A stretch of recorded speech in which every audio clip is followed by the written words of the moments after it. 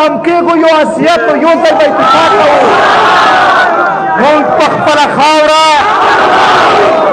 مبارزې نه خو به ستړي کېږئ نه ځواک زنده‌باد ټول پښتانه زنده‌باد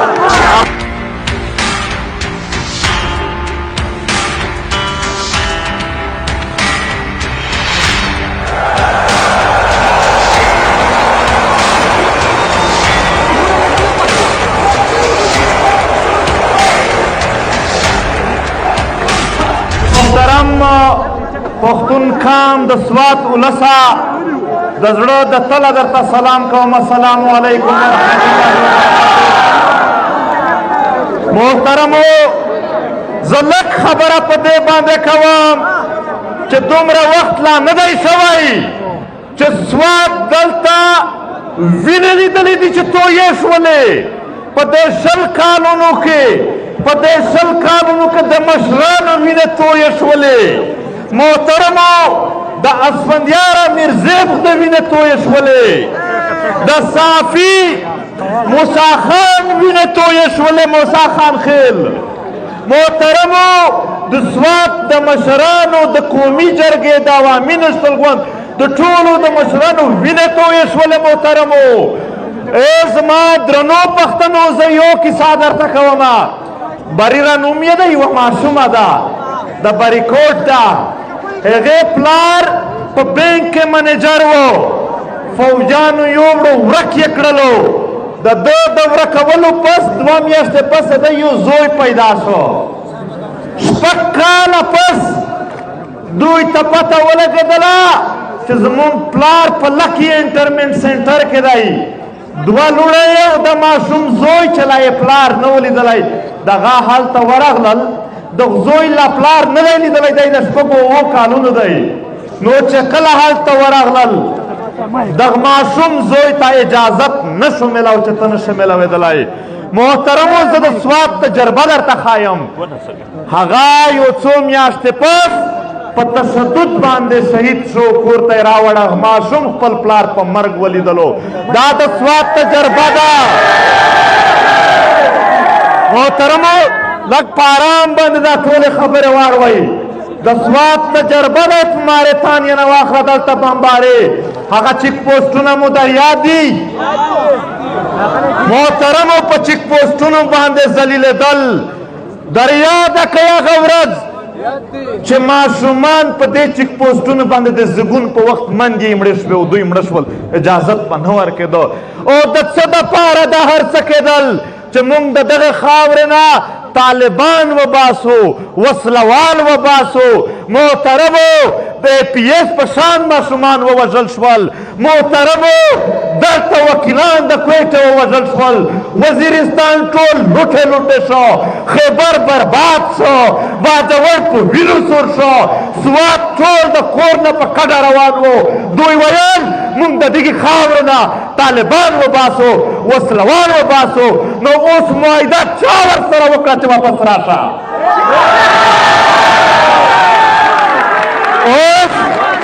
اوس معاهده هر چا چې ورسره کړې ده پر شا یې باجوه ناسته یې هغه آډر ورکوي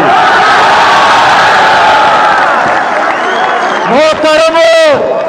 زما درنو ولسونو موږ د دغې وطن د سپینګیري پګړۍ او ټوپۍ په خپلو وینو کې ول په ول ولیدلې او بیا په اربونو ډالر بیا اپریشنونه بیا چیک پوسټونه بیا تباهۍ د دغې یوه شي دپاره وشوې چې موږ وسلوال وباسو د دغې خاورې نه خو په نږدې وختونو کې د امن د مذاکرات د معاهدې په نامه باندې واپس دغه ریاستي جرنلانو راوستل محترمو هغو راوستل او په دې خاوره باندې دوی اول نه هم آباد کړي وو بس هغه موټر ته چې چابي ورکړې روان شي بیا ورکړه روان شي هغه لوبه یې شروع کړې ده د دغې وطن سره محترمو د سوات حالات یو میاشت اول ټیک وو یوه نیمه میاشت مکمل ټیک حالات خامخا خرابوي وچ په زور لګیا دي د سوات حالات خرابوي تاسو مشاهده وکړئ چې دا حالات ټیک و که نه و ټیک حالات سم حالات دلته د سره داسې وجود نه و چې تا به ویل چې نه بد امني خو بیا یې هم په منټونو کې حالات خراب کړل زه بیا هغه خبره ریپیټ کوم سوات په ډیورنډ لاین د پاسه نه دی موجود په ډیورنډ لاین باندې کیلې موجودې دي بیا تر دغه ځای پره چاوڼې موجودې دي زه دا پوښتنه کوم ایوب صاحب په دې سوات کې درې چاوڼې د څه دپاره جوړې شوې وې چې بیا د طالبان راځي محترمو زما درنو ولسونو در یاد کړئ دلته د ونو کټایي وشوه چې دوی ته چاوڼې جوړې شي د هغو چاوڼې څه فایده راووتله محترمو په سیاهي مقامات د غرونو په سرونو قبضې وشولې چېرته دي وسلوال په غرونو د پاسه تاسو موجود یئ لاندې په کلي کې ولس موجود دی ولس سره خو شته نه دي د ولس په منځ کې خو نشته دي په غره کې ته موجود یې نو چېرته دي دوی محترمو ولسه زما مقصد دا دی چې د دغې ډرامو دپاره دلته د ډالرو ته چې زړه وشي بیا زموږ په خاوره جنګ راوړي د دغو ډالري جنګونو پر خلاف د ډالرو بوی د دوی دپاره هغه پرفیوم دي دا د امریکې ډالر چې دی هغې د پوزې نه یې والله که په ژوند بوی ووتلو محترمو دا اوس چې کوم واقعیات کېږي دغه سره تاسو یو بله خبره چې څوک توجه نه ورکوي ستا خاوره څومره بدنامېږي د دې واقعیاتو سره د ترهاګرۍ په نامه باندې په دنیا کې یادېږو ولسه دنیا کوم ځای ته رسېدلې ده ته لا ترهاګر یادېږي وکامه ته یا اوسه پرې هم په نفاق کې ویشلی شوی یې په تا باندې اوس هم لوبې روانې دي کاروبار در باندې روان دی ستا په وینو کاروبار شوی دی ستا په انسانانو کاروبار شوی دی ستاسو په وسایلو کاروبار شوی دی ستاسو د غرونو په لرګو کاروبار شوی دی ته څه وایې چې جرنل کیاني ځان ته په خپلو پیسو باندې په اسټرالیا کې جزیرې اخیستي ستا په وینو یې اخیستې دي خبره چې کومه روغه ده هغه به کوو مرګ د خدای په لاس چې دی دلته به علما ناست وي د هغو نه تپوس وکئ چې ننګ غیرت باندې خدای یو سیکنډ ژوند کموي که نه کموي او په بېننګي باندې خدای ژوند راته زیاتوي نه یې زیاتوي په خپله ورځ دی مرګ راووځئ د خپله خاوره به ګټو راووځئ د خپل وطن به ګټو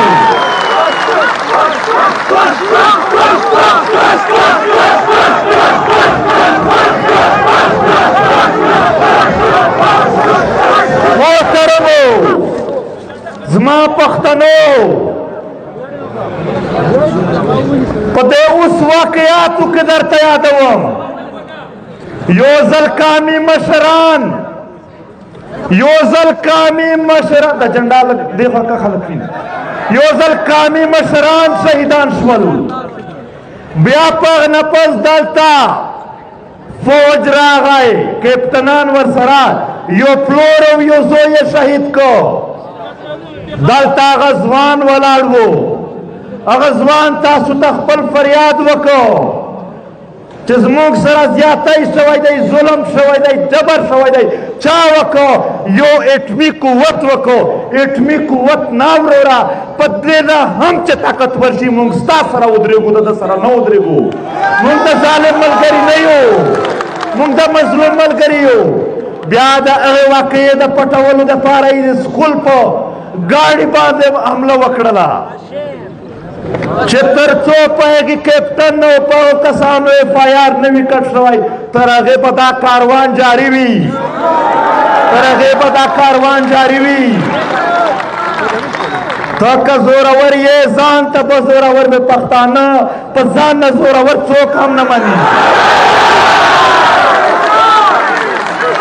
صاحبه ټوپک راوړی وي لاس ټوپک در سره واخله بیا مې درنه یارېږي دا کار دا خاوره کدا چا دا فکر وی چې بیا بدلته دغه ډراما وچلوي نو هیڅ کله نشي کېدلی بیا چې دا واقعیات کدل نو د پاکستان 28 ساله میډیا غلی وه ټول دا چې کوم مرکزي لیډران دي ټول غلي وو وبخئ زما په خبره باندې اول زه بخښنه غواړم چې څوک یې مایند نه کړي زما دپاره څوک هم نه دي محترم خو زما د کام وګړي محترم دي دوی د مختلفو ګوندونو سره تعلق لري زه د ټولو ګوندونو احترام کوم که د هر ګوند یې زما ورور یې که د هر تنظیم یې زما ورور یې خو محترمو صوبایي دا یا مرکزي دا صوبایي صوبه یې په مرکز ورړوي مرکز یې په صوبه ډراما دی نه کوي یو هم پریس کانفرنس نه وکړي نه مرکز کړی دی نه صوبې کړی دی چې څه روان دي نو محترمو دا واقعیات روان وو او مرکزي وزیر داخله وایي چې په سوات کې هیڅ نشته دی طالبان هم نشته دی هیڅ نه دی روان چې طالبان نشته نو واقعیات څوک کوي نو محترمو زمونږ درنو ولسونو دا مجرمانه خاموشي ده په میډیا کې کوریج پښتنو ته نه ورکوي د پاکستان په میډیا کې په پښتنو بندیز دی دا صرف د منظور پښتین خبره نه ده چې هغې ته کوریج نه ورکوي تاسو چې راټول شئ تاسو ته یې نه درکوي دا حق غږ چې کوم دی دا بند دی په دې ملک کې دلته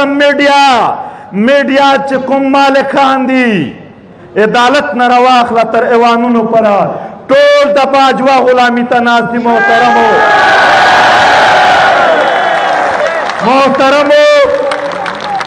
موږ د یو رب خدایي منو په ځمکه هیڅ خدایان نه منو دلته قانون شته آئین شته دی په قانون او په آئین که څوک ژوند را سره تېروي سل ځله ورته تیار یو او که څوک غیر قانوني غیر آئیني بدماشي کوي غونډاګردي کوي ګنداګیري کوي بیا به پښتانه هم د خپل موټو زور ورته ښایي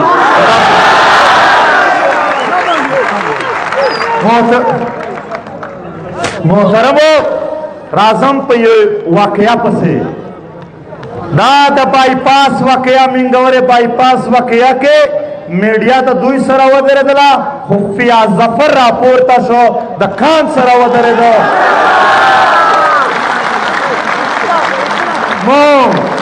موږ ټول کام فیاض ظفر ته سلام کوو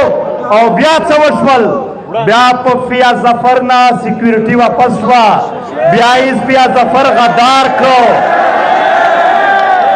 بیا یې فیاض ظفر غدار کو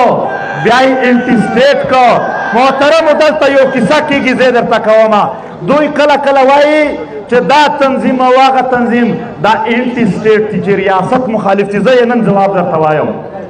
مونږ نه دي دوی وژلي دوی مونږ وژلي دوی د پښتنو خلاف دي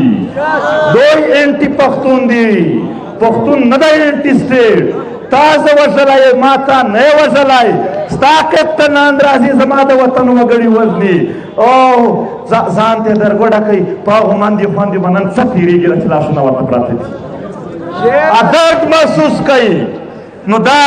پروپیګنډې کوي او چې څوک احتجاج کوي بیا یې چې په احتجاج بندیز دی نوټیفیکیشن یې وکړ چې په احتجاج او پولیسي غونډو باندې بندیز دی د امن د غږ نه ورته خطره ده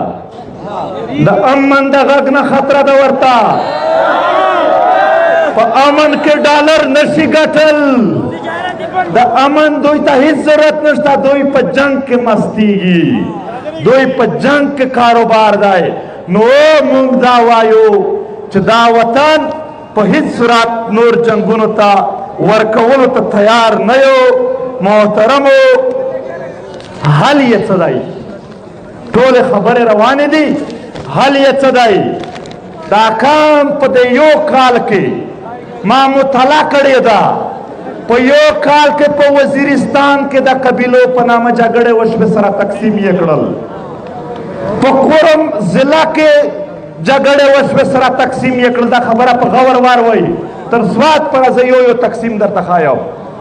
ته پلانکي خیل یې ته پلانکي خیل یې دا د باجوړ د مومند په منځ کې جګړې په سوات کې ورته وایي چې ته د پلانکي یې ته پلانکا یې ټول یو هیڅ تقسیم به نه منو د دغې خاورې ټول وګړي یو نو دا نفرت ختم کول دي بحثیت قبیلې به نه راپاسو بحثیت علاقې به نه راپاسو بحثیت پښتون قام به راپاسو محترمو ما تیر ځل هم ویلي وي نن هم زه ټول پښتون قام ته وایم که نن د هرې ضلع نه سلسل ګاډي هم دلته راغلي وای د پښتنو او په دې کې شریک شوي وای دهشتګردي به چېرته پاتې شوې وای نو اتفاق پکار دی د یو بل سره ودرېدل پکار دي باجوړ به یوازې نه پرېږدو سوات به یوازې نه پرېږدو وزیرستان لکه مروت پېښور کویټه دا مونږ یو وجود یو او پښتنو زه ګرځېدلی یم په دې وطن کې زه ګرځېدلی یم په دې وطن کې په نږدې ورځو کې چې په وزیرستان کې مسله راشي بیا به چې د سوات نه څوک راځي ولې را روان دي مونږ یې خپل پوره یو چې په سوات کې واقعه وشي بیا به دا کیسې وي په باجوړ کې مونږ د یوازې مقابلې تجربه 20 کاله وکړه ناکام شوي یو دا د نفاق الفاظ به نور نه استعمالوو د دغه خاورې هر وګړی محترم دی هیڅوک نه دي معاف په هر چا حملې شروع دي لیاقت علي خان د پی ټي آی والے په دیر کې وویشتل نیکه معاف محترمو د جمعیت علما اسلام والے نه کړل معاف عوامي نشتل بند اول نه په ټارګېټ تا داسې عثمان کاکړ دی وګورئ چې هغه د پښتونخوا ملي بند هغه یې وویشتل جماعت اسلامي هم نه معاف کوي او قومي وطن پارټۍ چې په جوماتونو کې دماکې پې وکړلې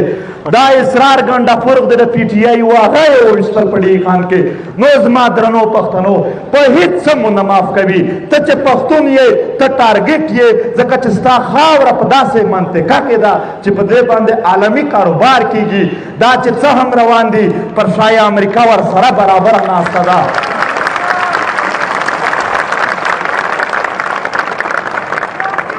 نو د دغې تقسیم نه راوتل دي په آخر کې زه دا یو خبره ورته کومه چې نور د دا جرنلان زمونږ په خاوره د بدامنۍ او د ترهګرۍ پالیسي بند کی و جرنلا تسلیم شه خپل کاروایو پالیسي بند کا دغې کام ته تسلیم شه دا که دلته څوک هم ژوند تېرول غواړي نو موږ ته به هم د ژوند حق راکوي که څوک موږ ته د ژوند حق نه راکوي موږ په خپله خاوره د قدم کېښودلو حق نه ورکوو هغو ته نو لهذا موږ هېڅ په فوجي او په طالب کې کنفیوز نه یو ځکه هم چې د دوی خپل جرنلانو کرنلانو دا بیانونه دي چې دا موږ یو شای یو او یو خلک یو په دې کې موږ نه کنفیوز کېږو ریاست زموږ ذمہوار دی هغه به زموږ تحفظ کوي دلته ملګرو خبره وکړه چې د سرکټ هاوس مخکې به بیا در نه وي که حالات سمېدل سم به شي که سم نه شول د جی ایچ کی محاصره به کوو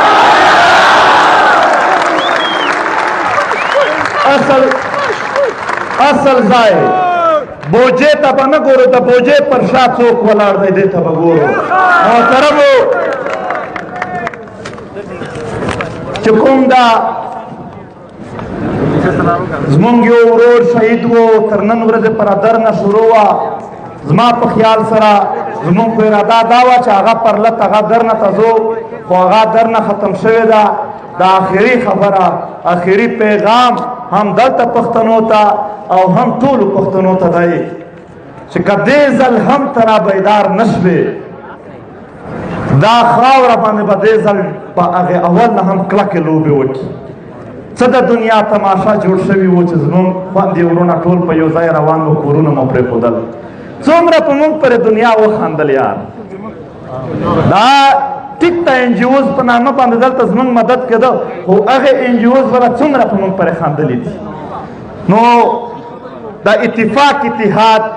دغه لړۍ به قایمه وي او زه سوات ولسي پاڅون ته سوات قامي جرګه ته او د سوات ټولو سیاسي ګوندونو ته دا وایم چې دا وخت د یو بل د زغملو دی خو په دې خاوره ترهګر او د ترهګرۍ ملګري خلک د هغو د زغملو نه دی دا ډیلان د یو کس راکړو ارنایي والا